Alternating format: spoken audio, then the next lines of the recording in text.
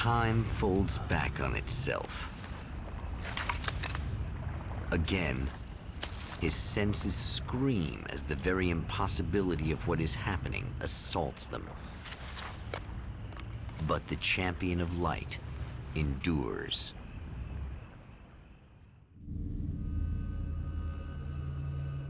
Each time he gets a little closer, each time another detail falls into place.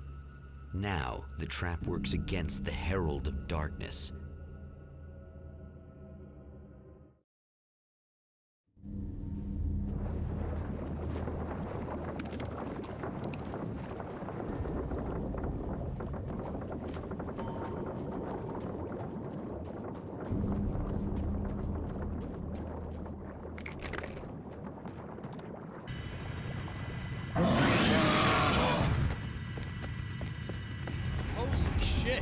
What are you, the King Hillbilly?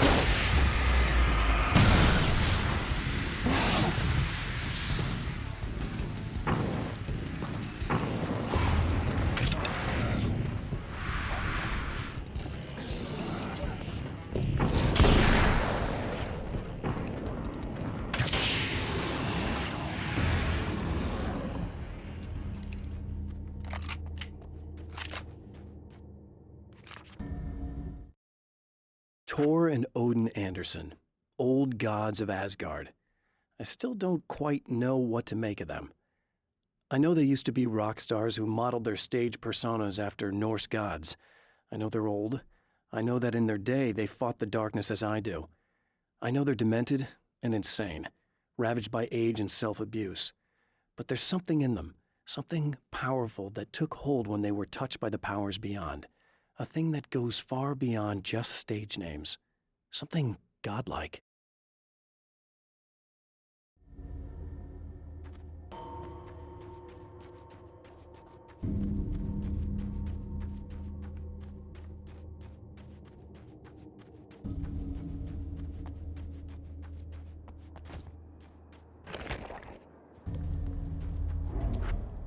Right on cue, bubbling to the surface from untold depths, the horrors come.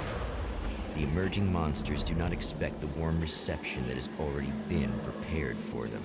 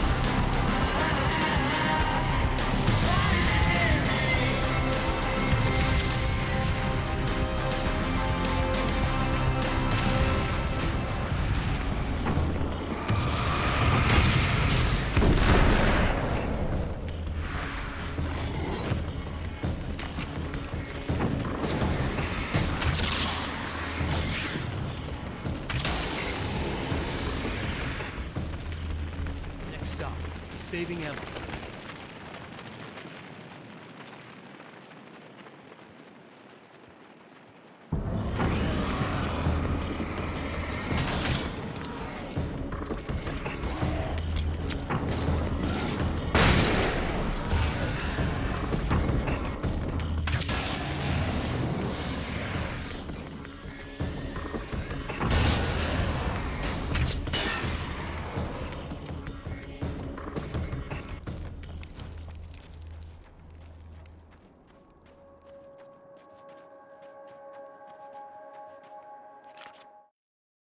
Getting the Andersons into the recording studio was a struggle and a half. But once they actually picked up the instruments, something happened. They were two old men, and they weren't. They were doddering bags of bone, and they were barely contained power. And there was music. Barry rubbed his hands together. He knew how to pick a winner. Now all they needed was some direction on how to make things a little more modern. Barry had never produced a thing in his life, but he knew what he liked. He knew Balance Slays the Demon was going to be a hit. Is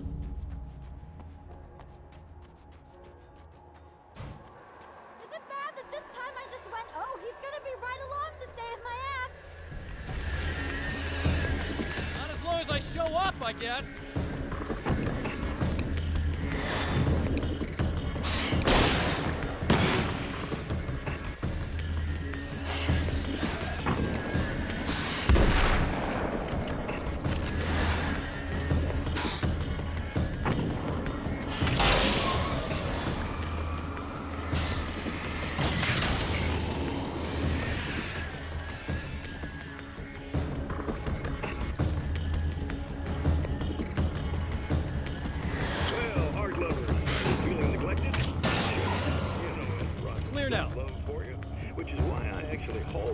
Out of bed before noon, just so I could record an interview for your pleasure.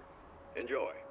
Now, as I'm sure you all know, the annual Night Springs Visual Arts Show is coming around again, and that's a big deal for all of us that are in the culture business. If you can call it a business. That's a little controversial, I know. Oh, that's okay. Money makes the world go around, no doubt about it. And that's one of my guests here at the studio, Serena Valdivia.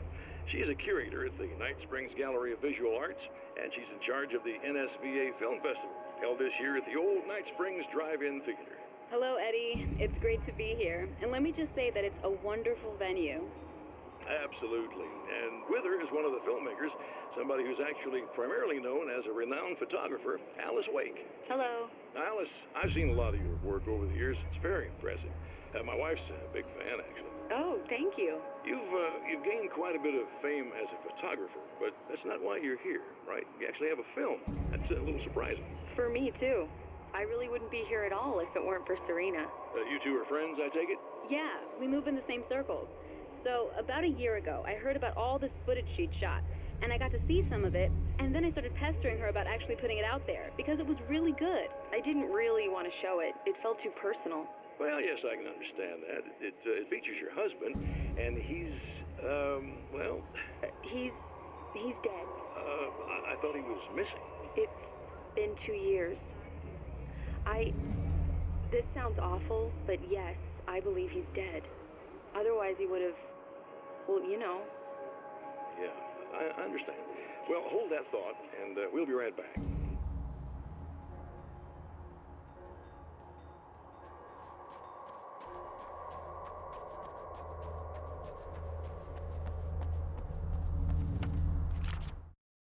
I have seen the darkness twist flesh into new shapes before, but encountering these giants is an extremely disturbing experience. It's as if the genre has been switched on me. There's something out of Pulp Fiction. Twice as tall as normal men and stronger than forklifts, their lumbering gait and slow-witted demeanor brings to mind some kind of mean-spirited caricature of a feeble-minded hillbilly.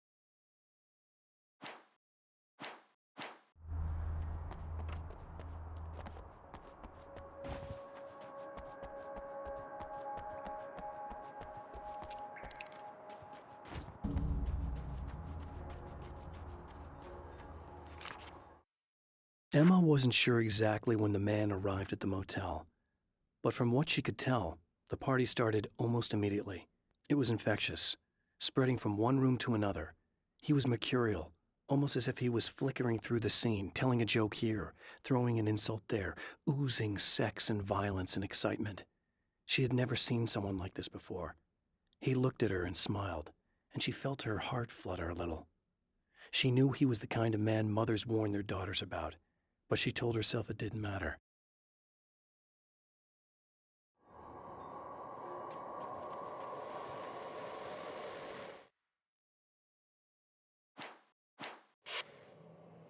So I've been thinking about Barry.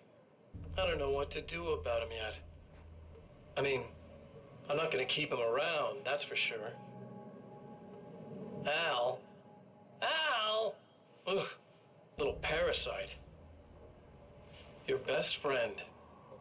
Really? That's the best you can do?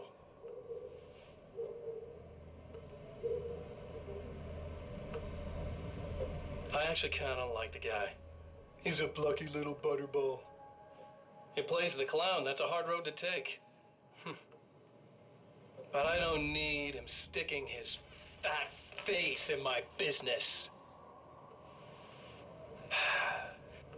Did you know he's been hanging out with the sheriff from that shitty little town? They keep in touch. Barry's about the only guy who insists that you're not dead. How about that?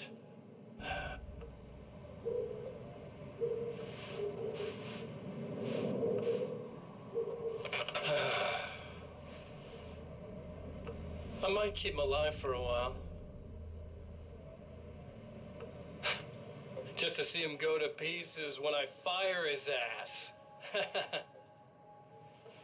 Yeah. Yeah.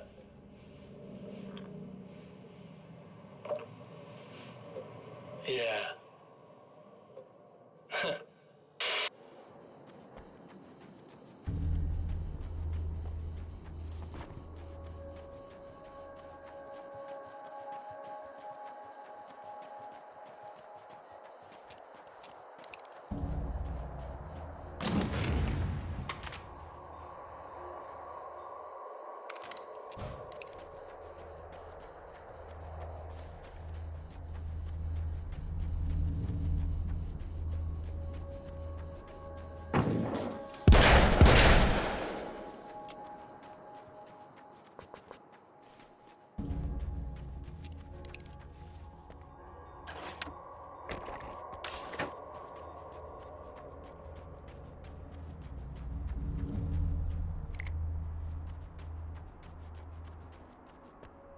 Yeah, thanks for saving me again. I'd hate to die before I'm scheduled to be murdered. I guess I have you to thank for setting everything up at the oil derrick. Yeah, well, I figured that if we were going to go over this again, we might as well try to be smart about it, huh? I appreciate it. You took a big chance doing that. You okay? What do you think? I've died twice. I remember everything pretty clearly now. You said I was gonna be okay. I don't know what happened. Oh, it's not your fault. I think one of those, what did you call them? The takers? I think they did something to the power and they got me that way. I'm sorry. But I got the keys from the dead guy in that room. And I'm not handing them over until you do something about this. I'm sick of getting killed. Fair enough. You seem calmer now. I tried freaking out. It didn't do much good for me. I guess you get used to the craziest stuff. Good for you. Plus I figured I'd take the edge off, you know? Mm-hmm. Those herbal supplements are pretty good, huh? Oh yeah. I wanted to try to explain things to you now since you're calmer, but maybe this isn't the best time after all. Oh shit, yeah. Better not get all metaphysical on me now. Seriously, I'm like 2 sentences away from thinking how we could all be like atoms on God's skin or something. Or figments of somebody's imagination? Wow. I'm just gonna try to chill out and not think about that or getting murdered or anything, if you're cool with that. Gotcha.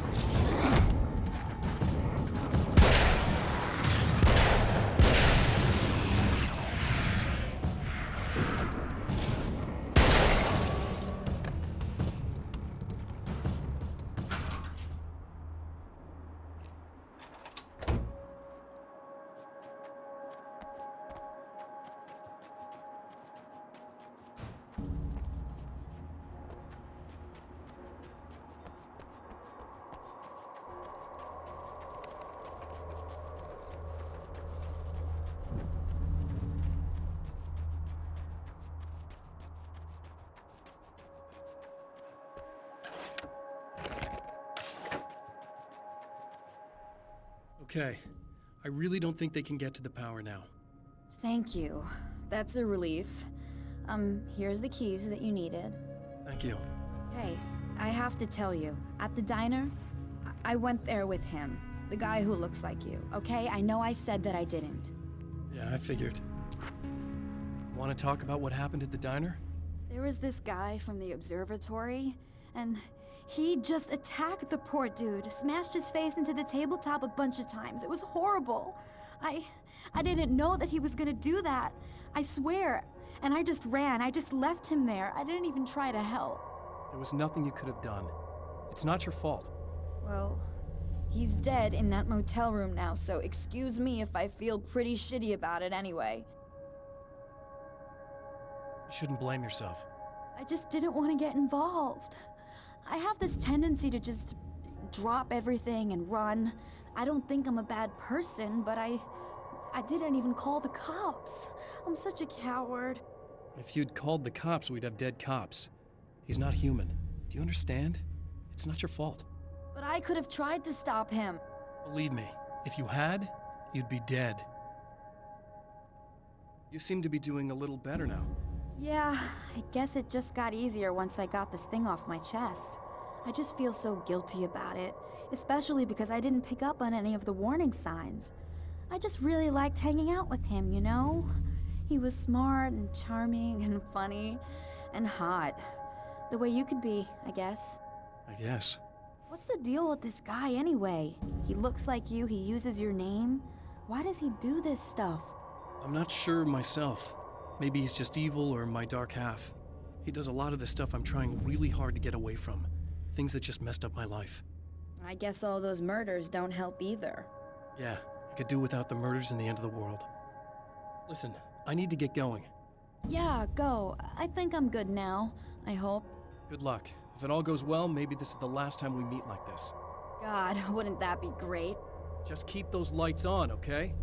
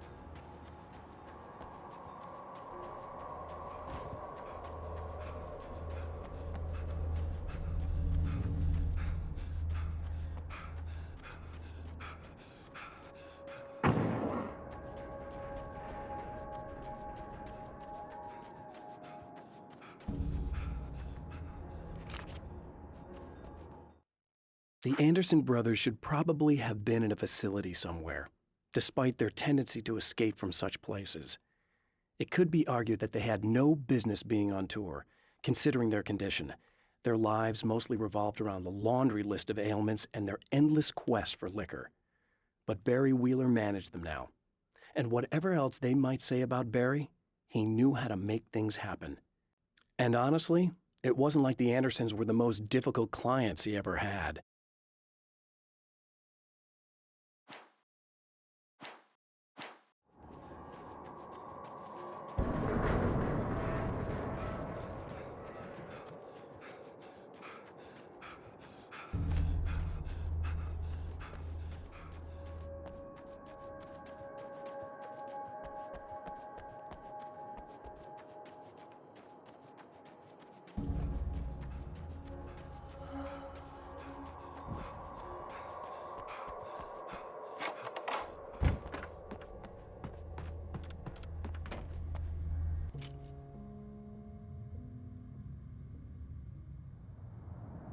The fate of countless individuals hangs in the balance, threatened by the machinations of the Herald of Darkness. And yet, for a moment, the champion of light breathes a little easier. He has saved one life. For this moment, it is enough. And soon, perhaps, he can put an end to this.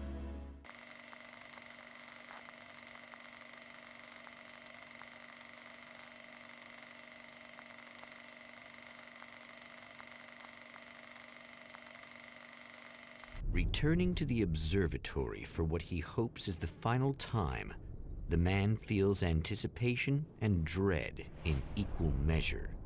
Soon, he knows, he will have what he needs.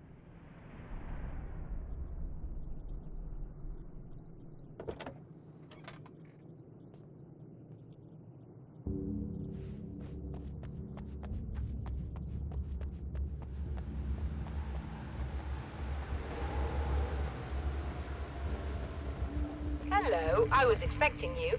I've already taken care of the imaging array, but you should still look into securing the primary coolant flow. With some luck, you may be able to light the area before these things even show up.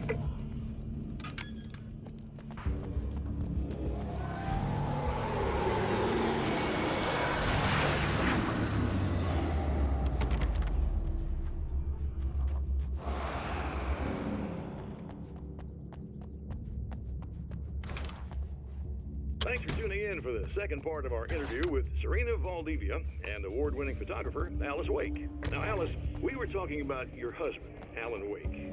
Is that a sore subject for you? Well, a little bit. We had a good time, and on the whole, we had a lot of good times. He really made me happy. I don't mind being reminded of him. So you're over him? I don't know if I'll ever be that entirely. I still think about him every day. Literally.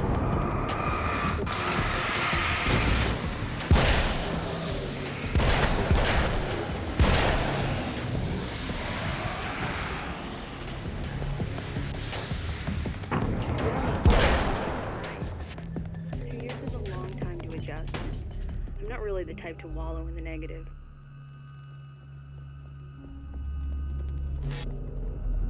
Well, I know there are a lot of stories about that.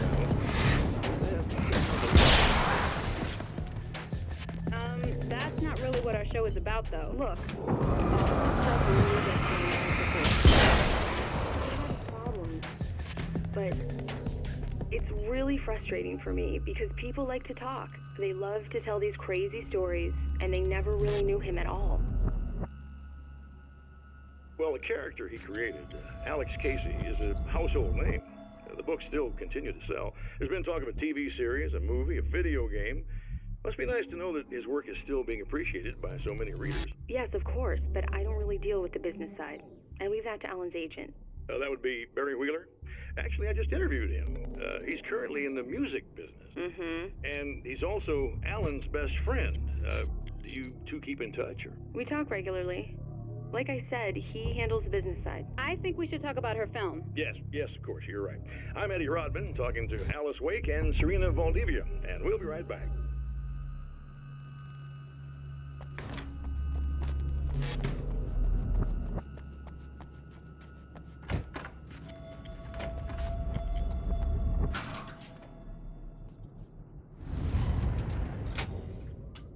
Very good. I believe we're ready to look into the sky.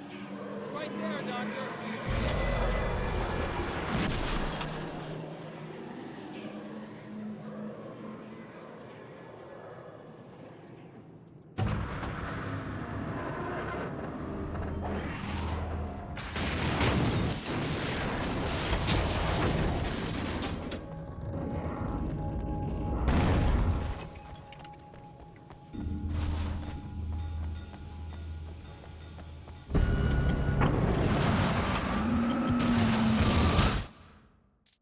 The film noir poster reminded me of Alex Casey, the detective's cool exterior never cracking even with the gun pointed in his face. In the back room, all the lights had been turned off, except for the lone spotlight which illuminated the bright red fire extinguisher on the wall.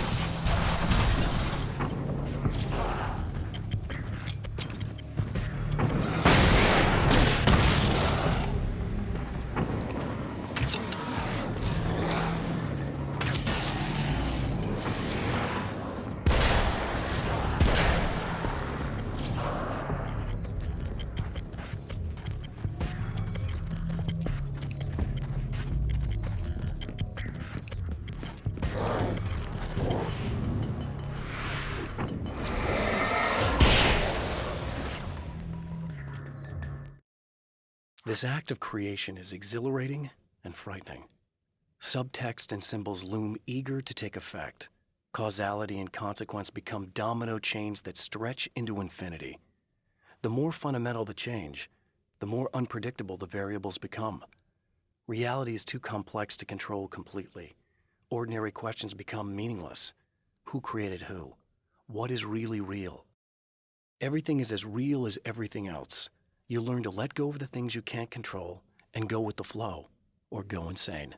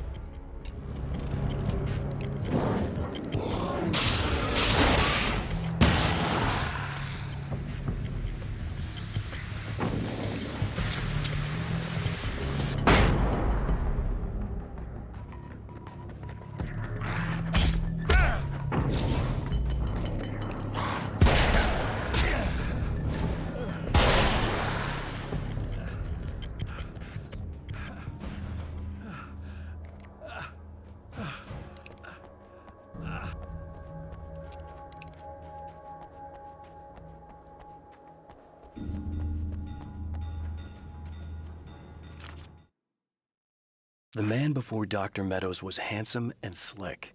He moved with lazy confidence and didn't bother to pretend that he wasn't staring at her.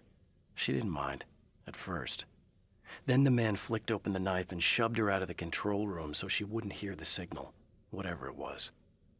Outside, she pulled her lab coat closed and thought about running. She didn't. She didn't think she'd get very far. Not from him. She never was entirely sure why he spared her.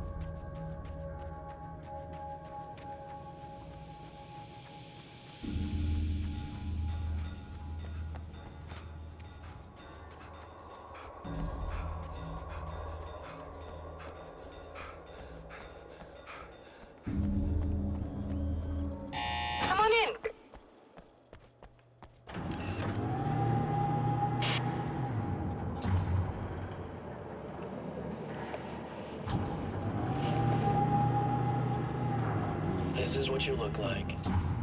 Does that bother you? I bet it does. I'm not just wearing your face, you know. It goes a lot deeper than that. There's a lot of you and me. All the best parts. At first, I was just an idea. But they kept telling all those stories about you. You already had that rep. And then you disappeared mysteriously. And then, the stories about bad, crazy Alan Wake came true. And here I am. That's the best part, isn't it? When that happens, you can always count on Cauldron Lake.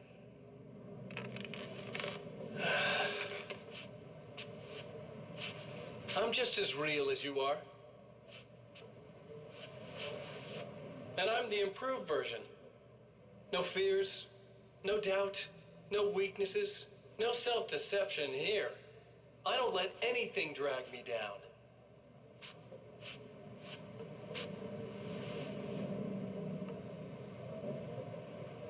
I know you like I know myself.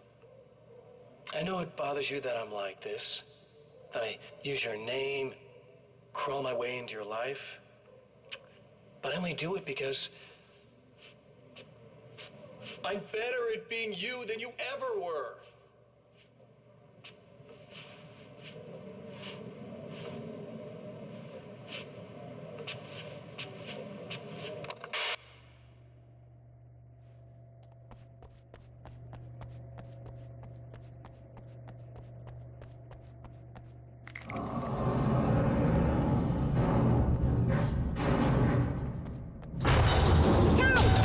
To protect the telescope, or we can't complete the signal.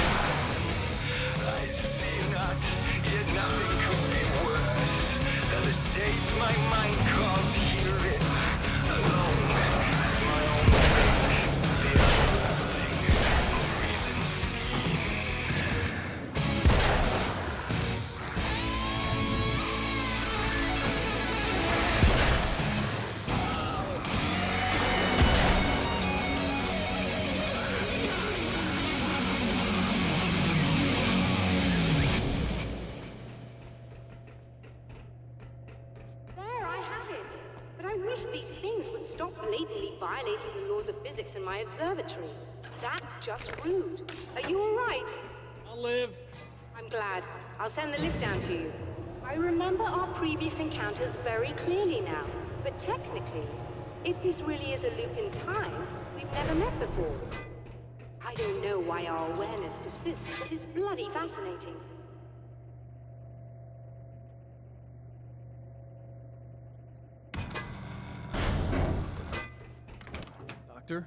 You know, I know physicists who would give 15 years of their lives for a chance to experience something like this. I'd imagine that being stalked by horrible axe murderers would curb their enthusiasm a little. Clearly you've never met hardcore physicists. I'm glad you're in such good spirits, but... The signal! Yes, it's completed. Finally. If all goes well, this should be the last time we go through the loop. You know, I just realized that I don't have any memory of what happens after you leave. What does that mean? I don't think it means anything. If everything goes well, You just keep going. I don't show up here like this again, no more bad guys. Things go back to normal. Let's hope you're right. I'd love the opportunity to look into this in more detail. Looks like you've accepted the situation. I'm a pragmatist. If this is a delusion, at least my first psychotic episode is anything but boring. Really, Mr. Wake, at the end of the day, I'm a scientist. I love mysteries. I love not knowing. Whatever else this might be, it's absolutely fascinating. I wonder how far this reaches. Is everybody in the world experiencing this? Who knows? I think reality's probably pretty fragile right now. Doctor, I can see you're very enthusiastic about this. I'd appreciate a bit of discretion. Are you suggesting that we should suppress this? No. You can do what you like, but I want you to leave me out of it. But surely, with the things you know, the things you've experienced, you can replicate any of these results. We could— Let me be blunt. If you drag me into this, I'll deny everything. I'll lie like my life depended on it. And writers are damn good liars. Word of advice. This is things man was not meant to know territory. You get into this, chances are you'll open up a door into a world of hurt. Believe me, I know. I see.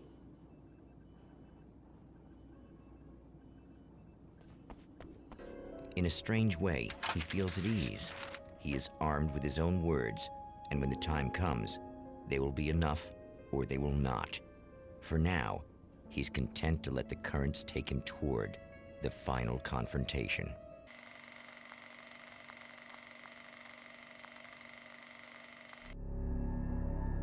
Once more, we return to the drive-in. If he's aware of the absurdity of arming oneself with a few sentences and standing against a power that can pierce time itself, he doesn't show it. The man has his share of weaknesses, perhaps more, but cowardice is not among them.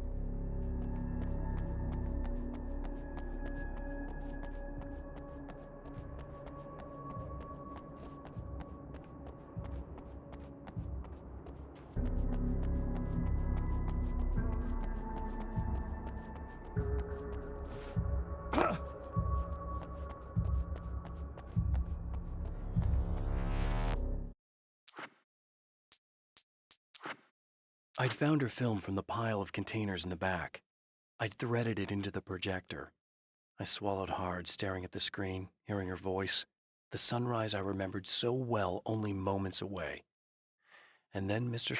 was there, nailed by the projector's beam, caught in his own trap. He shouted at me, first in confusion, then rage. And then the sun came up and things started to burn.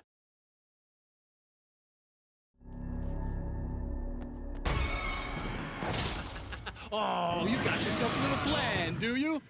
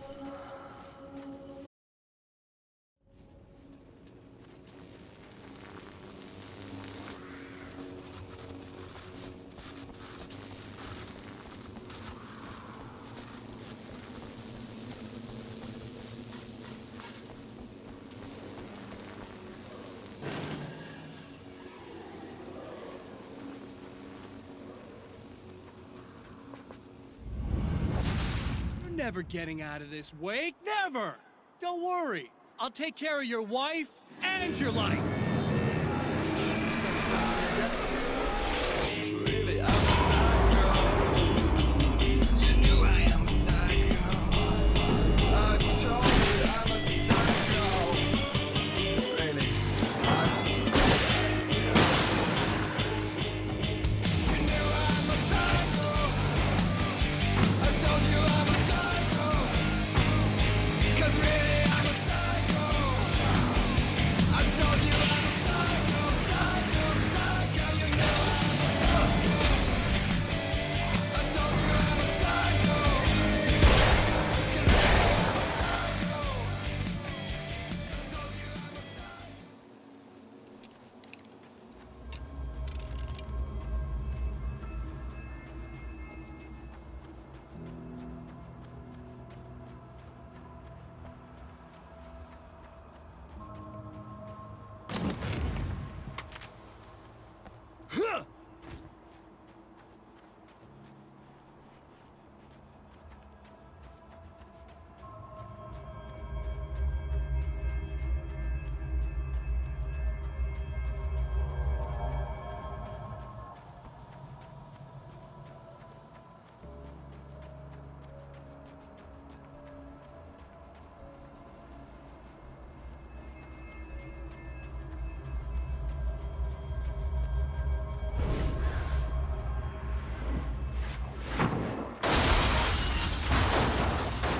I don't know what you think you're doing, but I'll send you right back to the beginning.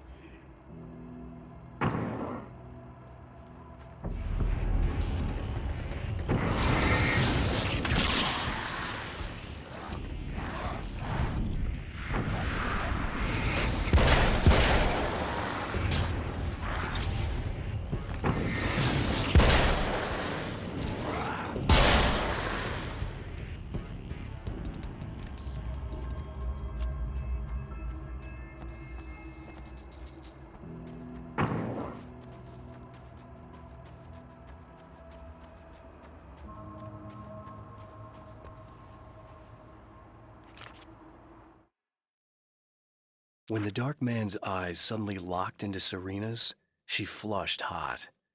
They ignited a black fire in her. He was talking. He wanted the power turned off. He said something about the projector booth. She hooked a finger under his belt buckle. He grabbed a hold of her throat and twisted until it hurt. Somewhere deep inside, a part of her screamed in paralyzed horror, but the moan that escaped from her throat had no panic in it. "Pay attention," he said. "Business first." His eyes glittered shamelessly. Hers did too.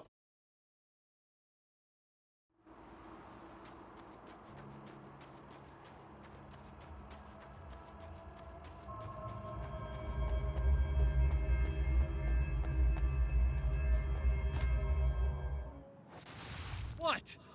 You think whatever it is you're gonna do is gonna make a difference? This'll end up just like before!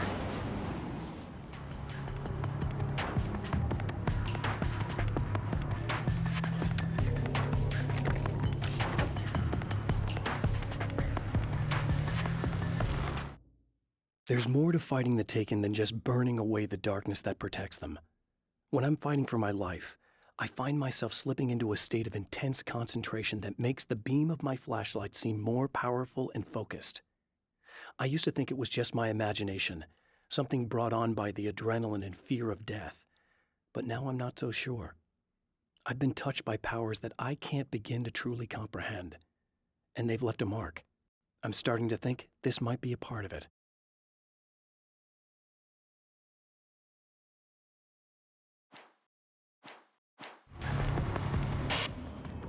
I've been around for a while now, you know? While you've been indisposed, stuck in the darkness, I've been busy. I operate in the shadows, not always literally, you understand? I'm a little more resilient than those I've taken, but I do my best work in the dark.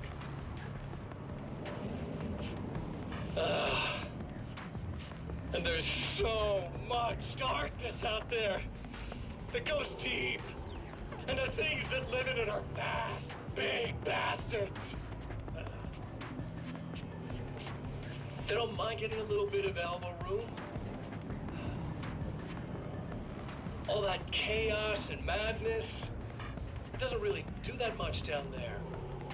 It's like pouring a glass of water into the ocean, right? But up here, yeah, you can really make an impact. All they need is someone to bring them all the way through. But first, I had to take care of you. You party pooper. You're stuck in an eternal cycle now. The sun's never coming up for you. Everything else? Do my thing. Getting a bit of quality time with Alice? That's a little something for me. And I deserve it.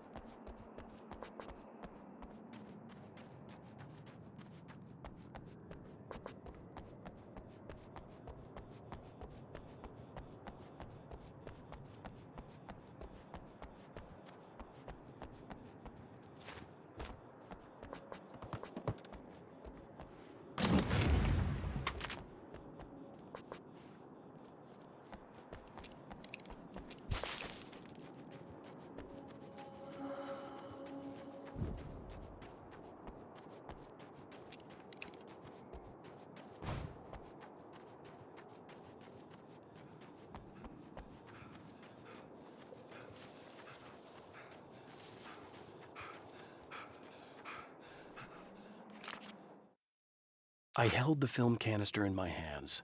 I saw her name written across it in big letters, followed by the title. It was a time capsule, moments snatched from times gone by, from a past that I hoped could also be our future. It was my salvation, our chance to be together. A tin can with a bit of magic in it that she didn't even know about, something I could put to good use.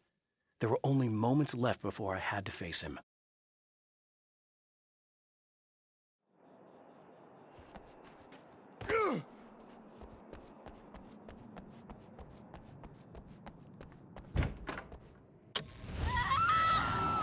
Oh, hey.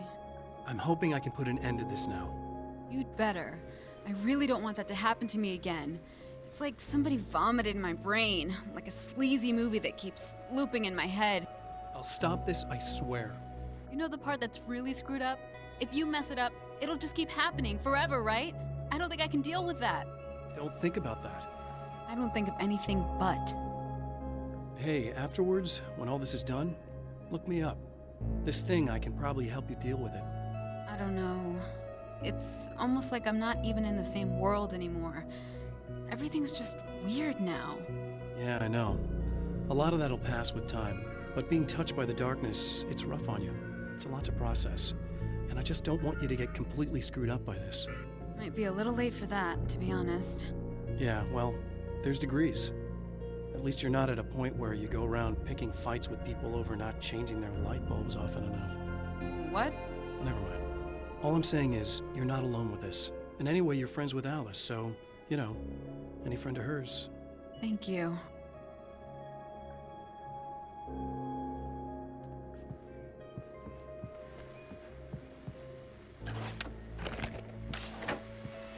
Hello, folks, and welcome to the third part of our pre-recorded interview with Serena Valdivia and renowned photographer Alice Wake. So, tell me about the film.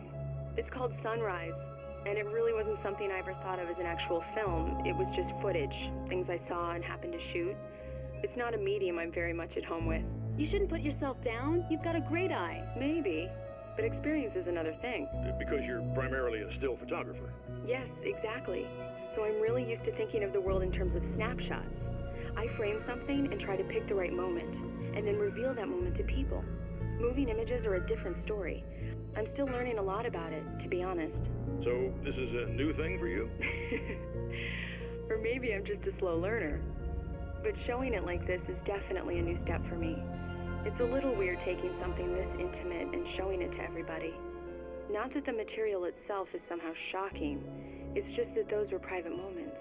But that's why it works, because it feels genuine. It's not so much a story as it is a sort of an echo, showing us how you saw your husband at the time. It's not really about the sunrise itself or Alan watching it. It's about you two together. I suppose. It's funny, looking at it now, especially now that it's been edited like that. It takes on a life of its own, almost. It's a kind of a fantasy. Well, there's nothing wrong with that. No, you're right. I'm glad you talked me into it.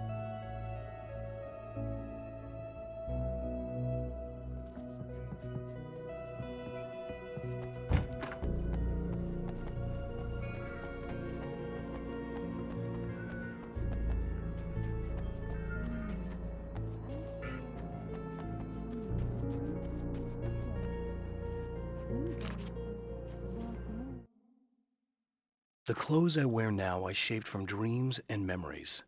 It's an old outfit, originally from the 90s. The last time I wore it was when I was still writing and Alice and I took a vacation in the desert before our troubles began. The night before, we'd been at a party, and I had dressed to the nines. On that lazy day, I put on these old clothes, worn and comfortable. Alice made a joke about grunge. I felt a little embarrassed, but I stuck with them. We were very happy. I'm sheathed in good memories to remind myself of what is at stake.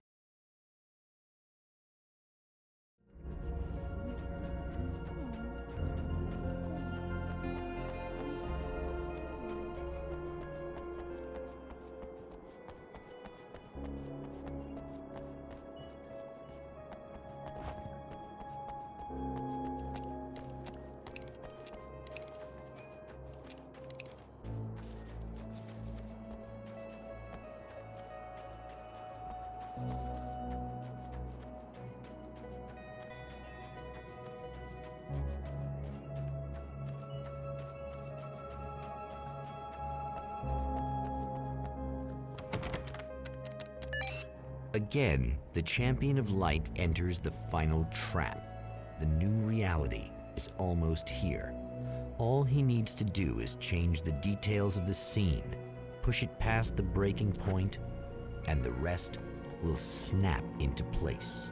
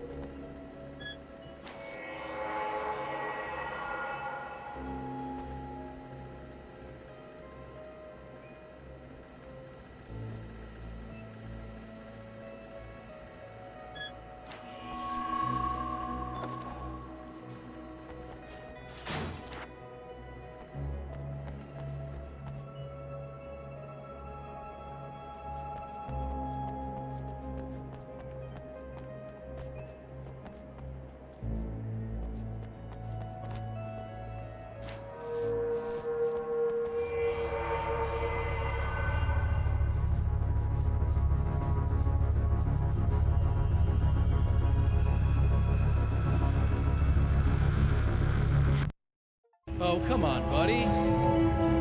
Why don't you... What? What is this? No!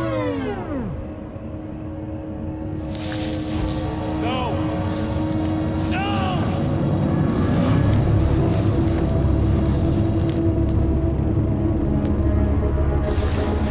You can't do this! All I did was take the things you always wanted and never had the balls to go for. It's my turn now. It's my life. It's my life.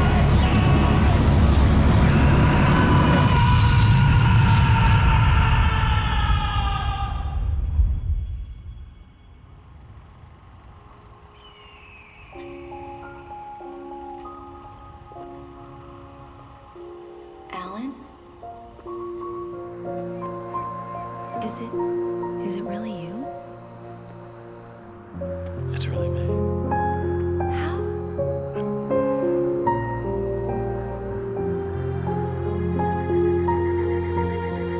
love you. I love you.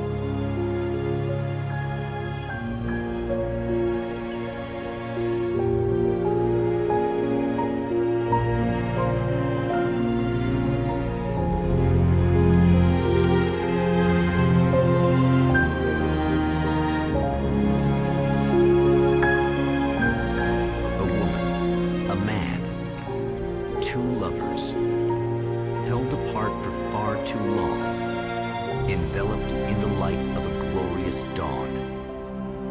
They both feel it. He's home at last. Are these actual events, or merely a dream? A memory, or a glimpse of what is to come? One thing is certain. This scene takes place in another time and another place, far, far away from Night Springs.